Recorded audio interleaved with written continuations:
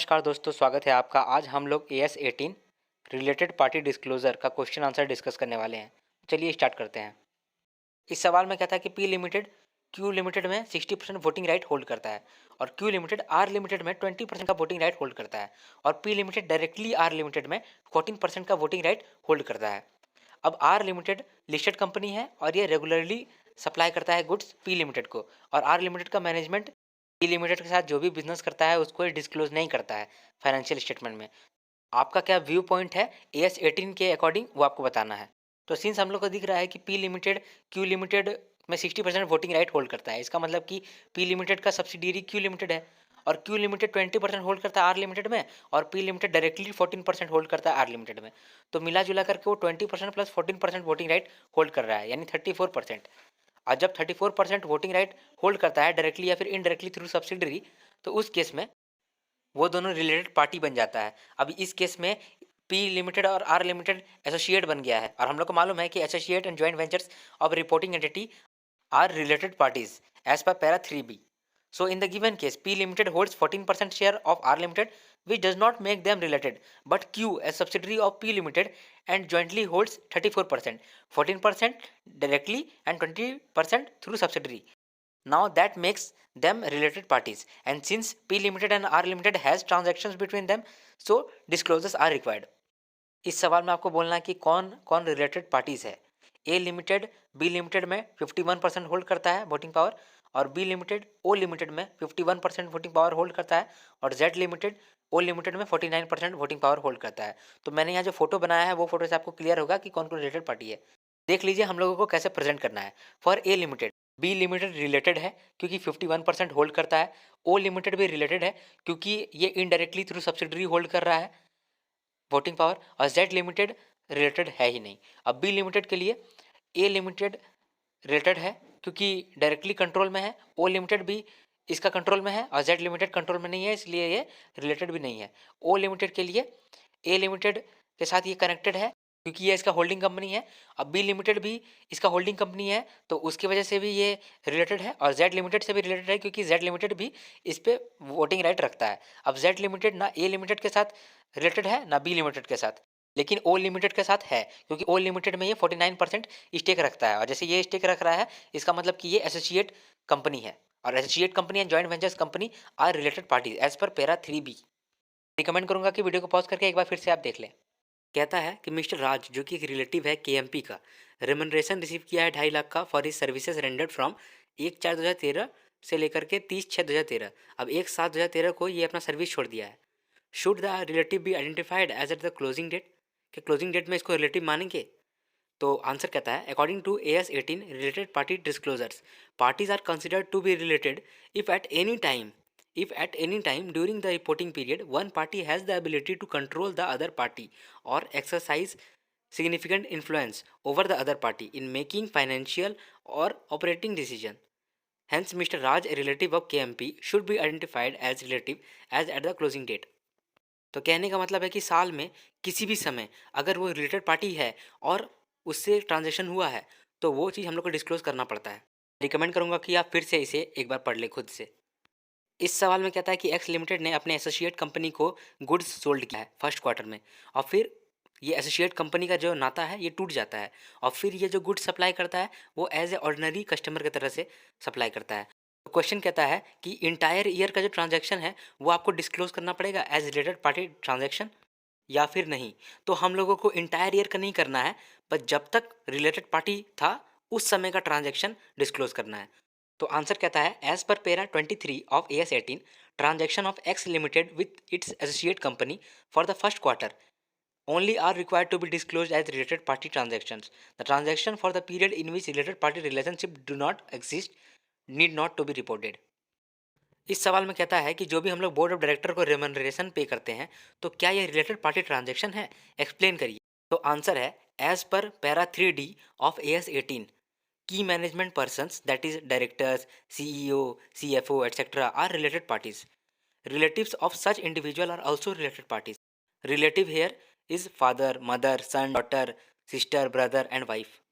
In the given case, remuneration paid to BOD is considered as related party transaction and should be disclosed accordingly. इस सवाल में कहता है कि mister Sumit जो कि रिलेटिव है मैनेजिंग डायरेक्टर का, ये रेमुनरेशन रिसीव किया है 2,10,000 का साल के बीच में, और फिर साल के बीच में ही ये छोड़ भी दिया है अपना सर्विस। तो क्या इसको रिलेटिव आइडेंटिफाई किया जाएगा क्लोजिंग डेट पे? तो हाँ, इसे रिलेटिव आइडेंटिफाई किया जाएगा अगर at any time during the year related party का रिलेशनशिप एग्जिस्ट करता है तो according to AS 18 related party disclosure, parties are considered to be related if at any time during the reporting period one party has the ability to control the other party or exercise significant influence over the other party in making financial or operating decisions. Hence, Mr. Sumit, a relative of KMP, should be identified as related party as at closing date. He received remuneration for his services in the company from 1st April 2017 to 30th June 2017 and this period comes under the reporting period. और अगर देखा जाए कि ये कैसे related है तो हम लोग को मालूम है कि as per para 3D KMP और उसका रिलेटिव रिलेटेड पार्टी कंसिडर किया जाता है, तो उस बेसिस पे ये लोग रिलेटेड है। अब ये सवाल रिपीटेशन है तो मैं रिकमेंड करूँगा कि वीडियो को पॉज करके एक बार आप पढ़ लें। इस सवाल में कहता है कि सन लिमिटेड ने मून लिमिटेड को 50 लाख का गुड्स बेचा है और सन लिमिटेड का जो मैनेजिंग डायरेक्टर है वो 75% शेयर होल्ड करता है मून लिमिटेड का। इसका मतलब कि सन लिमिटेड का जो KMP है उसका मून लिमिटेड पे कंट्रोल है क्योंकि 75% शेयर होल्ड करता है। अब कहता है सन लिमिटेड का चीफ अकाउंटेंट कि हम लोग तो नॉर्मल सेलिंग प्राइस में ही बेचे हैं मून लिमिटेड को, इसलिए हम लोगों को कोई डिस्क्लोजर देने का दरकार नहीं है। आपको बताना है कि ये जो कंटेंशन है चीफ अकाउंटेंट का ये करेक्ट है या नहीं है। तो as per AS 18 related party disclosure enterprise over which a KMP is able to exercise significant influence are related parties. This includes enterprise owned by directors or major shareholders of the reporting enterprise and enterprise that have a member of KMP in common with the reporting enterprise. कहता है कि ऐसा enterprise जहां पर KMP जो है वो significant influence exercise कर सकता है तो वो रिलेटेड पार्टी कहलाता है। और इसी वजह से सन लिमिटेड और मून लिमिटेड आपस में रिलेटेड हो जाता है क्योंकि सन लिमिटेड का KMP has the ability to exercise significant influence. फिर कहता है this includes enterprise owned by directors और major shareholders of the reporting enterprise and enterprise that have a member of KMP in common with reporting enterprise. इसका मतलब कि ऐसा enterprise जो कि डायरेक्टर का है या फिर मेजर शेयर होल्डर का है और दोनों में वही KMP है जो रिपोर्टिंग एंटिटी का KMP है, यानी कि दोनों का KMP एक ही है, तो उस केस में भी दोनों एंटरप्राइज आपस में रिलेटेड हो जाता है। तो इस केस में Sun Limited and Moon Limited are related parties and hence disclosure of transaction between them is required irrespective of whether the transaction was done at normal selling price और not. Hence the contention of chief accountant of Sun Limited is wrong. इस सवाल में कहता है कि SP hotel limited ने अपना hotel चलाने के लिए मिस्टर ए के साथ एग्रीमेंट कर दिया है और इसके बदले में वो फिक्स्ड रिटर्न पेबल देगा मिस्टर ए को। The contract involves day to day management of hotel. Day to day management के लिए मिस्टर ए को बोला है, लेकिन जो भी फाइनेंशियल और ऑपरेटिंग पॉलिसी डिसीजन है वो बोर्ड ऑफ डायरेक्टर ही लेगा कंपनी का। मिस्टर ए कोई भी वोटिंग पावर नहीं होल्ड करता है SP होटल लिमिटेड में, तो क्या ये रिलेटेड पार्टी कहलाएगा या नहीं कहलाएगा ये आपको बताना है। तो आंसर है as per AS 18 individuals owning directly or indirectly an interest in voting power of reporting enterprise that given them control or significant influence over the enterprise are related parties and also relatives of such individuals are related parties. In the above example, in absence of share ownership, Mr. A would not be considered to exercise significant influence.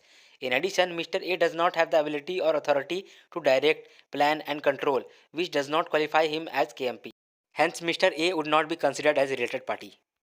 अब since mister A के पास कोई भी share ownership नहीं है और ना ही ये KMP है, तो इसकी वजह से इसके पास एबिलिटी नहीं है टू कंट्रोल और एक्सरसाइज सिग्निफिकेंट इन्फ्लुएंस और ना ही इसके पास अथॉरिटी है to direct, plan and control, तो इस वजह से ये रिलेटेड पार्टी नहीं कहलाएगा।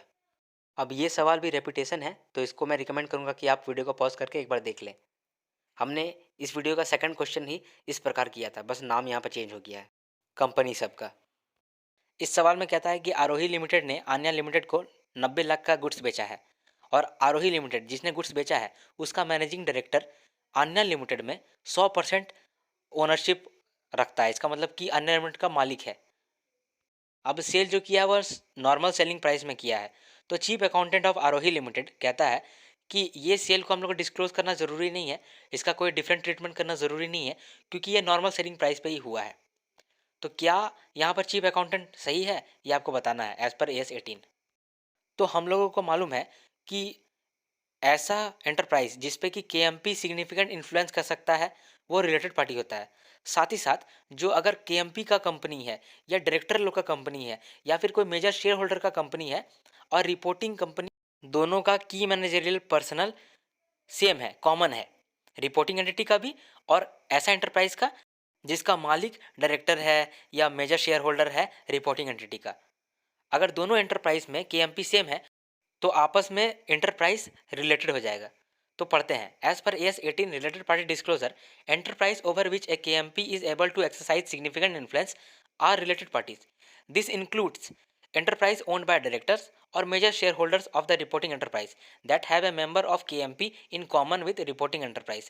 In the given case, Arohi Limited and Anya Limited are related parties and hence disclosure of transaction between them is required irrespective of whether the transaction was done at normal selling price or not.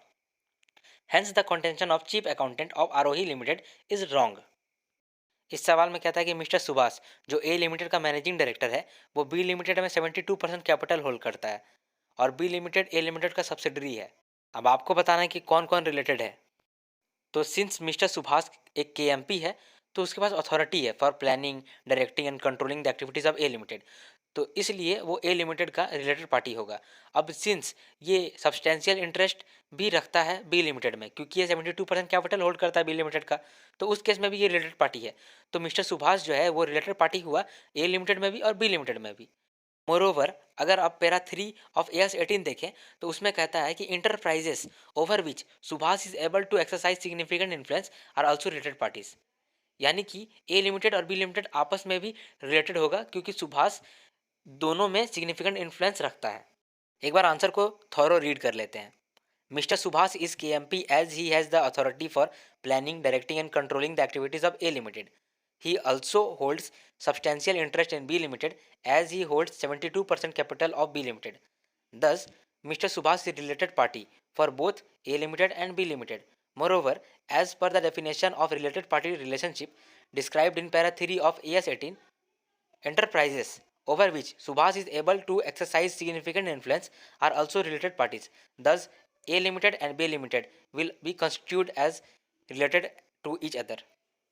तो अब मैं आपसे विदा लेना चाहता हूँ। इस video में हमने रिलेटेड पार्टी डिस्क्लोजर का हर टाइप का क्वेश्चन को डिस्कस किया है, इससे बाहर क्वेश्चन आना मुश्किल है। तो आशा करता हूँ कि आपको मेरा वीडियो अच्छा लगा हो। अगर अच्छा लगा है तो लाइक का बटन दबाना ना भूलें। जय हिंद, जय भारत।